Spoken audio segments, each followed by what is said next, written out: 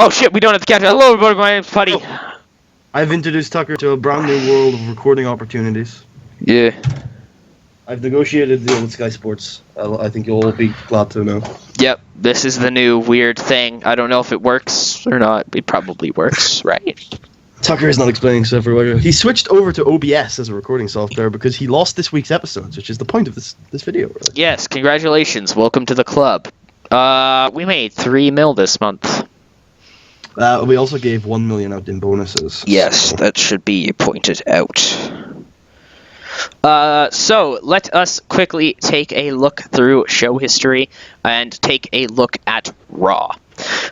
This week's Raw opened up with Vince McMahon calling out Triple H and being like, "Yo, Rips, what you did last week wasn't cool, bro. Why you getting up in my business, bro? Vinny Roo, bro. Also, we're in the Izod Center, SmackDown, suck it." Then we move into a match in which Kalisto defeats Ty Dillinger. Then we have Vince McMahon say that the upcoming contest will... There's a dog. The upcoming contest, there's a dog. Like, it's just there in the corner the entire time. It's the bell ringer. Special guest bell ringer, or just, the bell ringer tonight? The normal bell ringer. Uh-huh. So Vince says that the next contest will be a qualifier for the Money in the Bank ladder match.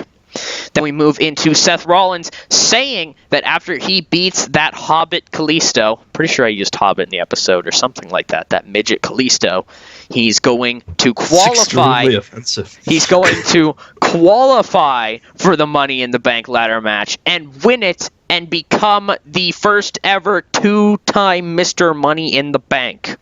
Wait, is he going to do that once he beats Kalisto or before he beats Kalisto? Like, he's going to beat Kalisto, then win Money in the Bank. But the Money in the Bank ladder match is before the Kalisto match. No, it's not. Yeah, the Money in the Bank ladder match is second. Putty, okay, this is not the time to discuss it. There's no discussion. It's confirmed. You agreed to the card. So what the fuck, man? You can't just do this. You can't just drop this bomb. We had the plan. What do you mean drop this bomb? I sent you the cards. The plan was confirmed. No, you can't do this. What do you mean? I'm sorry. I'm sorry, kids. You had to experience this. It's okay. Go off and play. Go off and play. You don't need to... You were tired again tonight. No, I was making a joke. Piss off. You haven't been coherent this entire recording. Yeah, I have. Okay, when you've been running through this card, you have. Yeah, exactly. Then we have Zayn beating Del Rio and qualifying for the Money in the Bank ladder match, and Joey Styles goes, "Oh my God!" And he talks about, I don't know why he says that, he just kind of says it, and then says that Zayn and Tyler Breeze are the two confirmed participants out of the entire Money in the Bank ladder match. Putty, step your game up, brother. Because SmackDown has 0 right now. We had a literally yesterday. True. In a surprisingly fire match, Dean Ambrose defeats Valdor Jr. And then Sheamus gets interviewed by Lana, and he cuts it on AJ Styles, and he says, "AJ Styles, you suck, and I'm gonna get you." And that's that, fella. I like my Sheamus more than actual Sheamus. And then in another extremely good match, surprisingly, Luke and Carl defeat the Shining Stars. Then the Vaudevillains come down to the ring, and they grab mics, and they argue. Before things can get heated, the refs separate them. Orton then gets interviewed about Triple H, and he says, I don't really care what Triple H wants to do. If he gets in my way again, he's going to end up like everybody else, on their ass. Oh, he said a naughty word. He did. And then in a 63, not overly great, Ricochet defeats Fandango, and then Ricochet's in the ring, and he says, "Chris Jericho, last week we had one of the best matches of this year thus far." Don't hold me to that. I don't remember the rating, okay? And he says, "Chris, I think I have what it takes to beat you. I want a rematch." Wait, no. When we actually recorded the episode, he didn't ask for a rematch.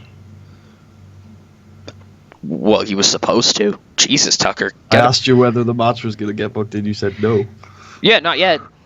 Oh, okay. He's just asking. Yeah, we don't know if Jericho fucking says Jericho. Jericho be like, nah, bitch. In wrestling, I always assume if someone asks for a match, it's just instantly happening. No, we got to get a response. This is Raw, player. It's all about the angle. Moving into our main event, another 79, Night of 79s. AJ defeats Bubba Ray. And then Sheamus hits the ring, kicks AJ's head off, and goes, "Fella!" And the crowd goes, okay. And now for the main event angle, Triple H is in the ring with Kevin Owens, and he explains his actions last week, and he explains that Vince McMahon is clinging to these stars that you people, love and shit, and it's time for a new generation of wrestlers to take over, because fuck you guys. And he rolls out the ring and hits a fan with a chair, and they're all like, what the fuck? Hashtag Trips gone R-rated. I just like the idea that Trips is like, look, I love those guys too, but, they're like 45. We need to get somebody in here who's not going to retire in 5 years. And then everybody's like, boo! Boo! Boo! Young talent! Fresh talent! Boo! We want Big Show! Rock. We want Big Show! And that was Raw for the week. We will see you in a moment. Well, not in a moment. We'll see you in the next video. Oh, wait, what? Yeah, You misunderstood the concept that I proposed to you. I don't care. We're running through the two different things in different videos. Fine, we're doing it one video. Oh, Fuck it, we'll do it live. Alright, Putty, run down the smuckers.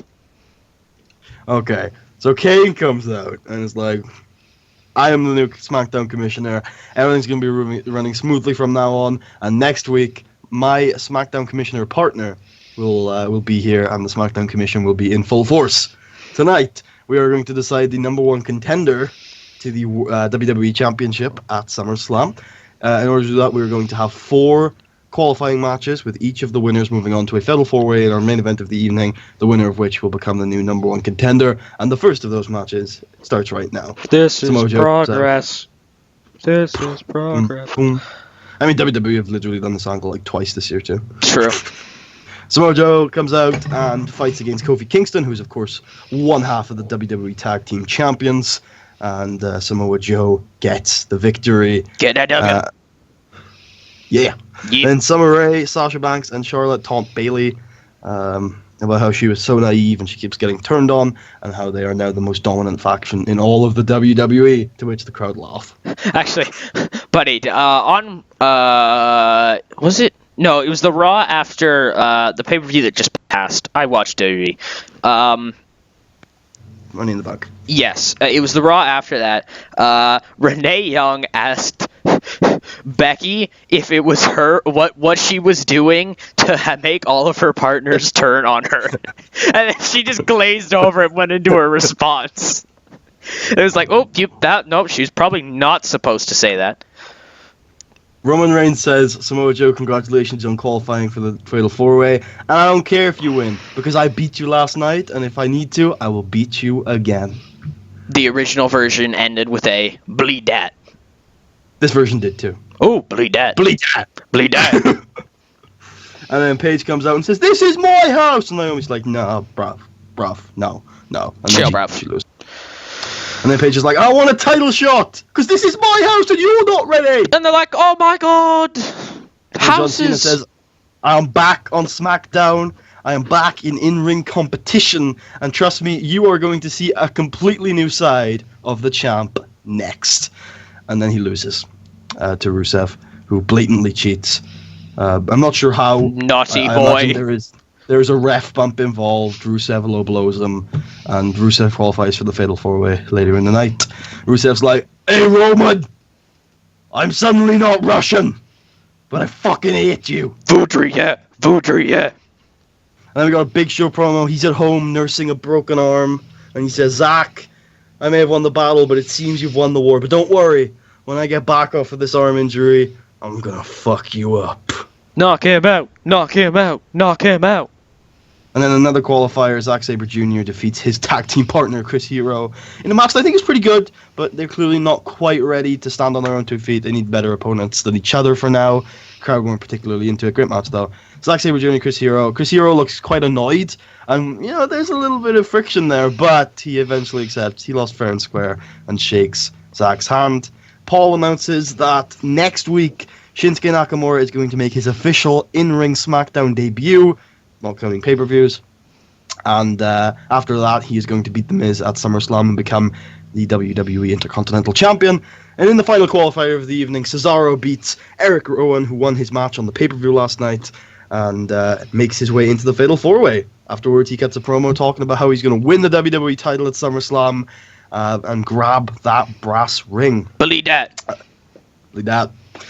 And then Sam and Joe makes an entrance again to a rip-roaring, reasonable pop. And then we had our main event, which was Cesaro versus Zack Sabre Jr., Samoa Joe, and Rusev. They were all quite tired, I think, probably affected the grade. It also went quite long, maybe Sabre Jr. and maybe even Rusev weren't popular enough for it. But Samoa Joe hits Rusev.